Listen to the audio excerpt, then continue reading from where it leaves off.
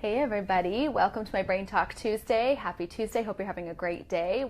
This is my little office and I do every Tuesday little 10 to 20 minute discussions on brain health. I'm in my doctorate program for clinical psychology, so the course book that I'm studying right now, and I just love to share things that I'm learning from my doctorate, but today is on mind-body health. And we're going to review some of the first few chapters. They are so interesting. You know how when you have a textbook and you're just like, oh, I got to read, and you just got to get through it? Like statistics, textbook is awful, and research methods, those are like hard textbooks. This one, I rented it and I'm trying not to highlight every single word. I love it. It's so fascinating. So I really suggest you share this with other people as we're watching this. And then as you join, please say hello, whether you're live or on the recorded. And just tell me where you're joining from. And I have kitty cats that just that just jumped and knocked over my phone. So here she is. She's going to try to eat my book. Hey. Which I can't have because I rented this book. She's pretty feisty. So hello, and bear with me while I reset up. There's the other one. He's my little calm buddy. He's just sweet, and they love to wrestle. If you follow me on Instagram, you'll see there I've got an Instagram page for them too, and California Beach Kitty. Oh my gosh, they have tons of followers too, but they are hilarious. I just did in my Instagram story today them just wrestling each other. It's so cute. So yeah, she's a cutie. She's my feisty one. They're opposite personalities, like completely opposite. She's just like, she's already doing it again. I'm gonna watch her. What can I get into? How high can I jump? And she just hurtled over my cord here. And he's just like, hi, happy-go-lucky. They're so cute. So anyway, and he's in the background. You're going to get him sitting there licking himself too. But okay, back to, as I reset up from kitty cat disaster here in my little office, they love to be wherever I am. Oh, okay, I'm going to get sidetracked for a second. So this morning, I'm turning on the shower and there she goes, going to get in the shower, and she's like, well, I'm going to get in there. She full on went in the shower, and she's just like looking at the water, and it's hitting her face, and she's like blinking. She's just like, I don't know what to do. So she's hilarious, wants to be wherever I am and get into anything. So as we get started, again about me, Danielle from San Diego, California, doing my doctorate in clinical psychology, and I have my master's already and in social work, so I'm a licensed clinical social worker. And really my purpose and passion is to help people understand how to affect the brain naturally. I like to look at a holistic method, which means, you look at your environment, you look at your diet, you look at what types of things that you can do to improve brain health, whether this be for mental health disorders or this just be overall us generally finding happiness and peace in this life. So my whole focus is that. So you'll see all of my posts on my page are all about holistic psychology, whether it be how yoga affects the brain, or maybe the mountains affect the brain, or of course essential oils are one of my forte studies. And on that, I love to study the chemistry. I don't just like do a flower thing because it smells good. I mean, I think that's nice, but there's a reason that it smells good to you, which creates a pleasurable response in the brain, which creates a whole nother side effect of relaxation and attenuating stress in the body. So we're going to talk a little bit about stress today. Okay, so I just want to do a little announcement. So those of you who are my customers or maybe my business partners, we are having an event this Saturday live here in San Diego. So we're having an educational event for products that help, obviously the body and the brain, as well as in the afternoon, a business education. So if you're local and you're one of my customers here in San Diego, please join us and just message me for details. If you're not one of my customers, no problem. I'm sure the person who introduced you to essential oils will have things that you can join as well. And if you're not a customer of anybody with essential oils, go ahead and connect with me and we'll show you how to get started. Okay, so I want to just start with talking about the impact of stress on health. So in my book, that was really, it's funny, stress is really the gateway. And I've talked about this before. Stress is the gateway, like marijuana is a gateway drug to other people experimenting with other drugs. So stress is really the gateway to imploding things in the brain, your genetic vulnerabilities, we'll just say. So this chapter, or this book, the first chapter really starts out talking about the impact of stress on our health. I'm going to look at my notes here because I took a lot of notes, and I want to get this content out to you because I think it's very, very valuable, the things you can do to improve your brain health.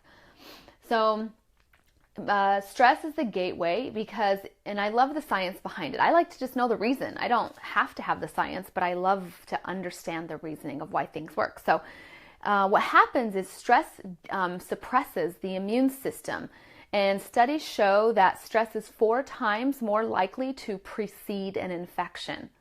Have you ever noticed that? Where some winters, you never get the cold or flu or anything, you're like, I'm fine. And then other ones where you've had an emotional or a difficult time happen in life, you catch everything out there. I've definitely noticed that. So that's why understanding this will help with your immune system. So here's what happens is stress neurotransmitters from the nervous system act directly on immune cells. There's a direct connection from the brain to the immune system. And you also have cortisol, which is another chemical in the body, right, that causes damage to the body and to cells and to the immune system. So there's 2 different effects going on here to the immune system, which is why it's so important to do what you can to avoid stress. And there's certain personalities that we're going to talk about that are disease-prone personalities because of the way that they process with stress. There are certain times in our lives we do this, or certain personalities that are consistently finding, like, living like an overwhelm, like that type of, like, oh, this happened, oh, I'm so busy, like that. You're processing and allowing stress in. So that is an absolute disease-prone personality. I'm going to talk about, with stress real quick, some things you can do. Oh, they're right here. Just essential oil-wise to reduce the effects of stress.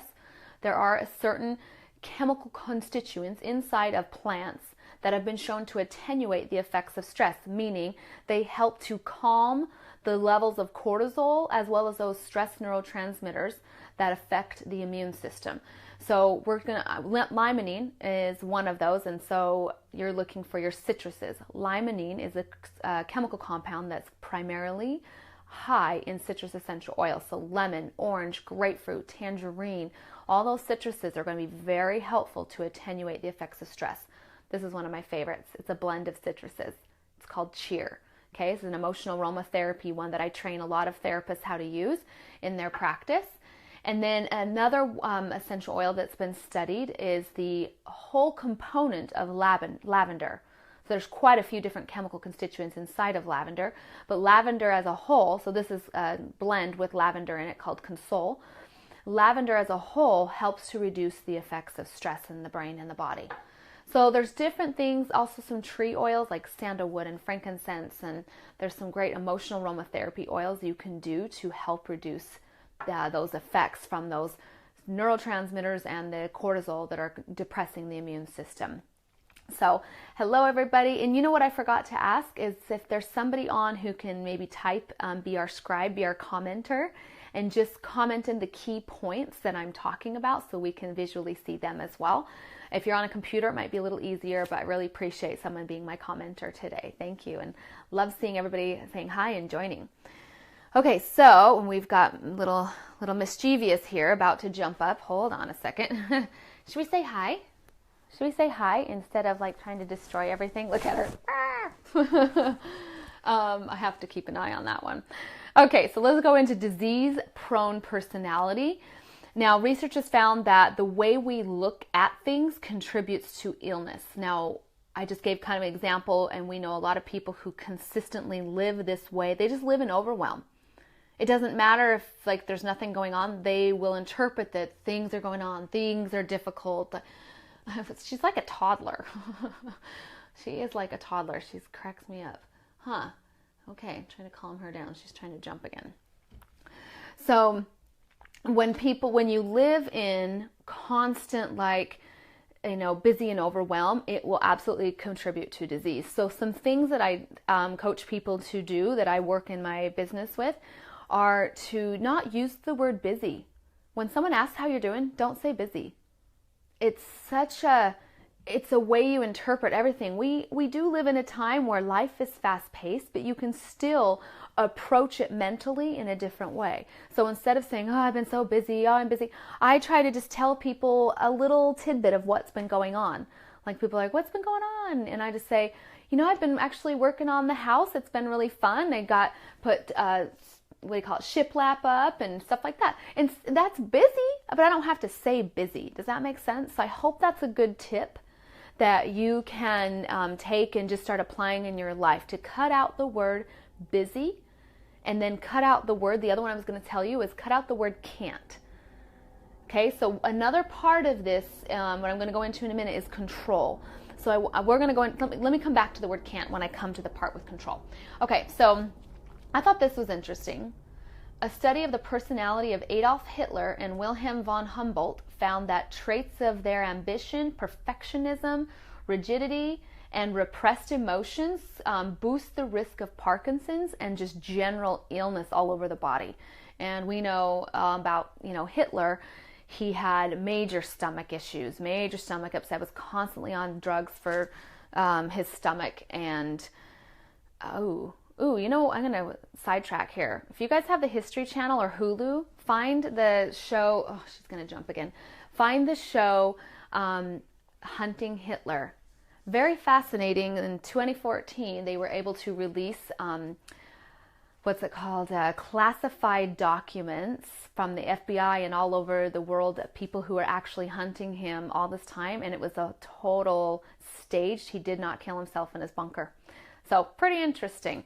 And so find the show Hunting Hitler. It's all legit, like MI6, FBI, declassified documents, and they had been finding evidence and searching, hunting him for all of these years, keeping it classified, and it's now declassified, and we know he most likely did not die. So he did die. He's now dead. He'd be over 100, and he had a lot of health issues, so he probably died early in his 60s, but not how we thought. Interesting. Okay. Thank you for typing, Pamela. Oh yeah, if your husband would love it. I was glued to it. It was fascinating. They're studying it and following all the leads of him in Argentina and Chile, stuff like that. And what's funny, I'm going sidetracked here. I lived in Chile for a couple years, and there was a lot of German communities in the area too. So, okay, back to, so you don't want the personality of Hitler, basically, disease prone. No, so let's talk about some actual little characteristics that cause a problem on our body. So anger and hostility and cynicism, pessimism, those types of things have a correlation of coronary heart disease. And I thought this was interesting. Anger and hostility, they have found in research, it's because, there she goes. She's playing with my essential oils and chasing them around. So anger and hostility because it increases your adrenaline and hormones and your norepinephrine, which is adrenaline hormones, which are norepinephrine, causing a drainage in blood vessels and allowing cholesterol to seep into the blood and the wall and eventually cause plaque. Oh my gosh, I'm so sorry. But isn't that interesting that there's an actual, it's not just this frou-frou, oh yeah, people that are angry have more diseases. It's really true. You can see right here, it increases their adrenaline hormones, which is your norepinephrine, which is an excitatory neurotransmitter, causing the whole body to pump more. And it causes drainage in blood vessels, allowing cholesterol in the blood, and it allows to seep into the wall and eventually cause plaque. Pretty interesting, huh? So pessimism type attitude, they found suppresses the immune system. And then I thought this was interesting. Cancer-prone personalities are people who are more serious, over-cooperative, overly nice, anxious, sensitive, and passive and apologetic, that they've been that way their entire lives. So you can see, these different things that relate to our bodies in the sense of disease, because emotions and the brain tie directly into the immune system, which then you have the immune system that cannot fight off a disease, and you get sick, and it can be, worse diseases than others, right? So let's go into, for our last few minutes here, let's go into disease-resistant personalities. So researchers have studied certain groups of people with remarkable health and longevity who live longer. such as nuns, I thought that was interesting, Mormons, it said, and symphony conductors and a few other groups that I weren't sure who they were. So they have studied why. And there's certain personality traits that keep the body functioning well, that keep your heart pumping correctly, your neurotransmitters not overfiring, like not too much dopamine and norepinephrine. So your excitatory neurotransmitters. So they found a positive attitude, perseverance, and then just like making lemons into lemonade instead of like the glass half empty type personality.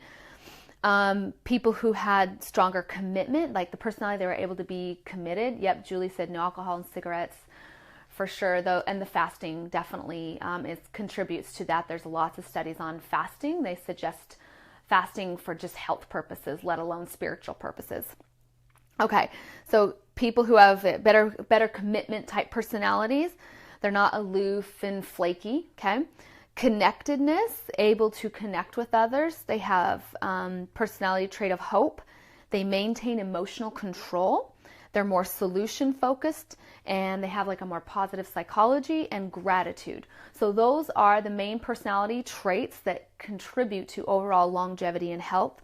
I'll say them again: positive attitude, perseverance, commitment, connectedness, hope, maintain emotional control, solution focused, positive psychology, and gratitude. There's a lot of others, but those are kind of some of the main ones that really contribute. And so back on, let's see, where did I want to make sure on control that I talk about the right.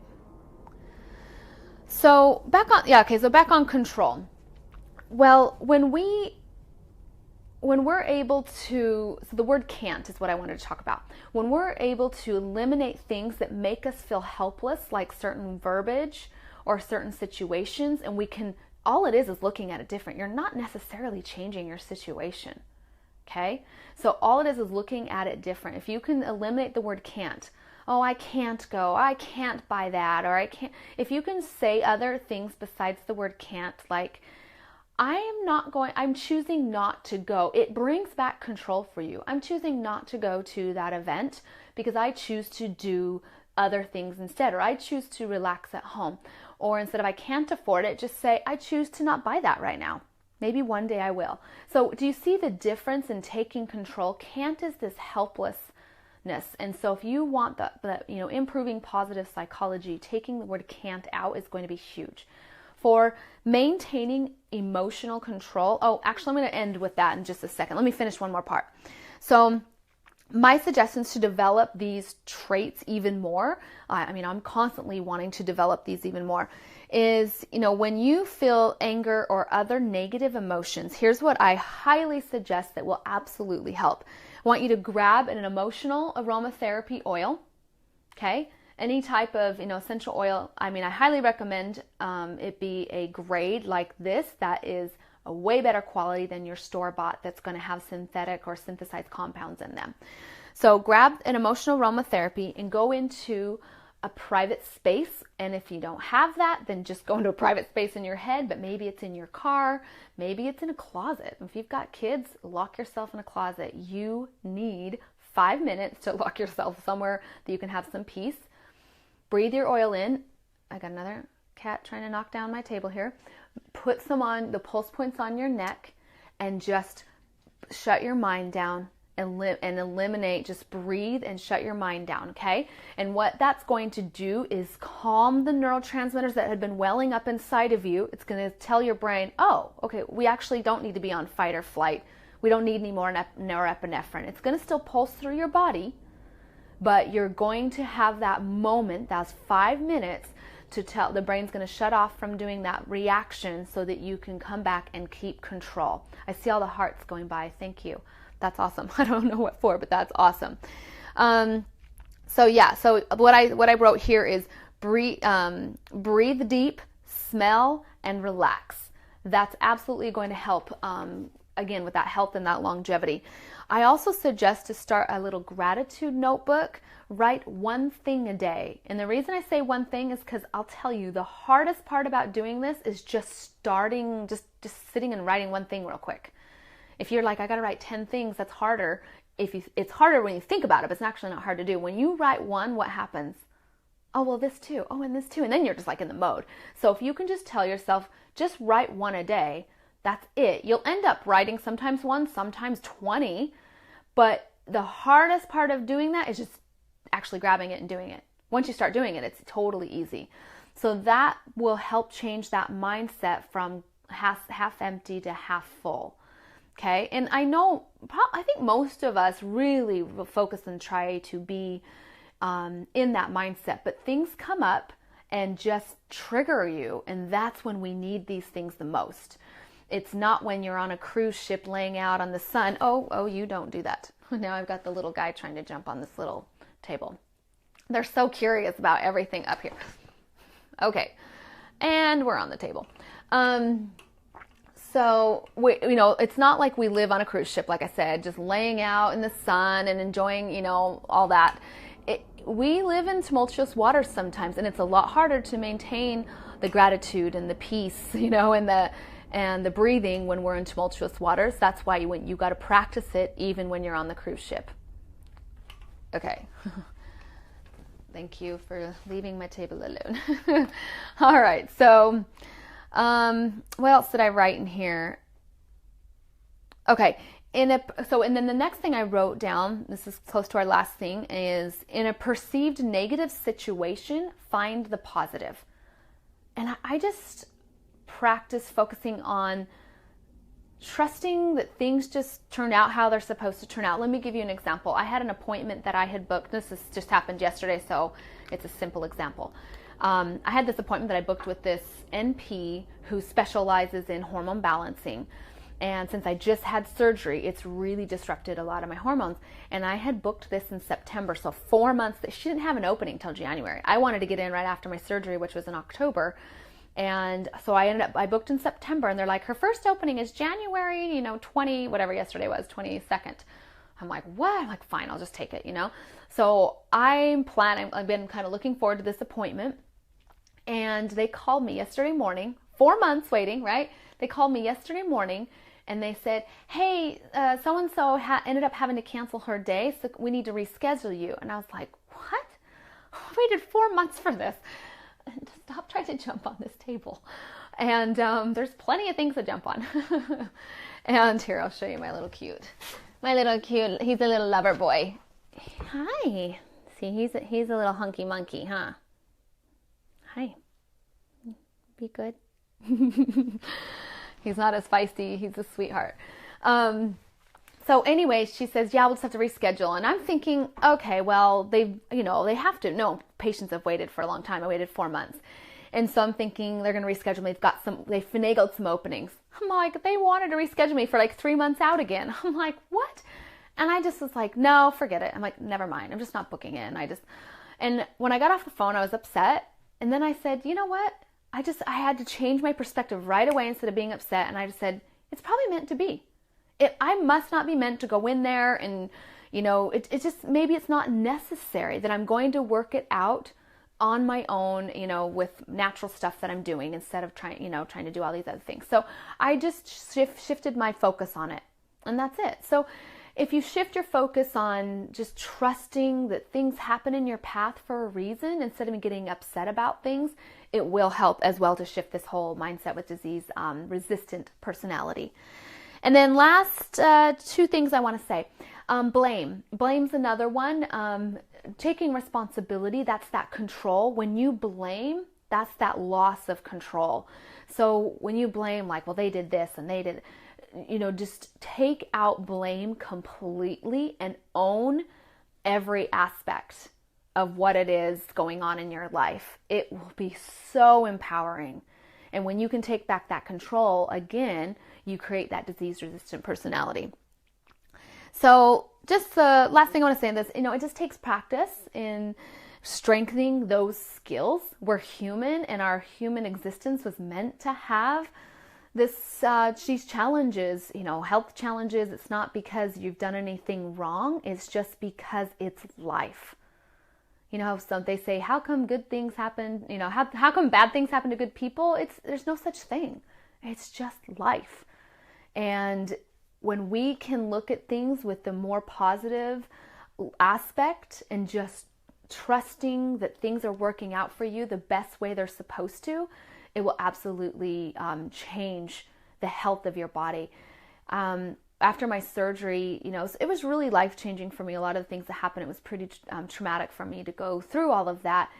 And I finally just wrote a quote in my phone that would ding up at me every single morning at 7 a.m. And it just said, my life is just how it's supposed to be.